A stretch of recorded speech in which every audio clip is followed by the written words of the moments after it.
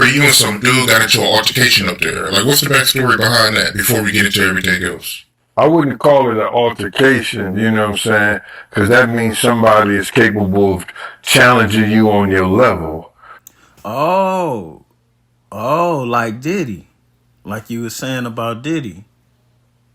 So why would you be having a discrepancy with someone that's not on your level? That's not manly.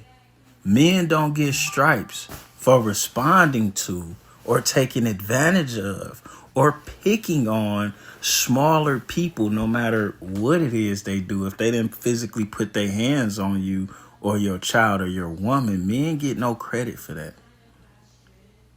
I don't know about you, Gene. What happened is that you get these YouTubers, you know what I'm saying, who want to make contact with you by yelling, screaming, and hollering and thinking that you gotta answer their questions.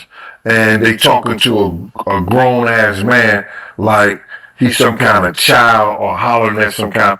But answering YouTubers' questions is what got you here, bro.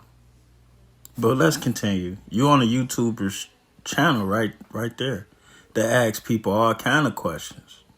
Salacious ones, controversial ones, criminal ones. Animal. See, I come to that court because I'm trying to see this thing through. You know, I don't care what nobody say. I'm the one who initiated this whole thing and started talking about this dude's behavior, his attitude, how he was treating people, what he was doing, way before any of his employees. And you also stood around him while he treated people bad. Wasn't that you? You were still guarding him when the Usher stuff happened, right?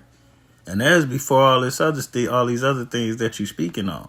You were still guarding him when you claimed he was beating on women or whatever it was. You was still his security guard. Even after you bodyguarded for women who claimed that he assaulted him, you went back. So before anything, I took all the ridicule, you know, from everybody. You know what I'm saying? If you was watching the internet when I first got on here, they was talking about, yo, this bum ass, ex-bodyguard. I didn't have this and I didn't have that. I didn't do this and I didn't do that. But then when the facts started coming out that I was a New York State parole officer with my college degree, had my own house, own apartment, was given another house by my family, and they started seeing that I was one of the leaders and the founders of the same gang, which Puff came out of.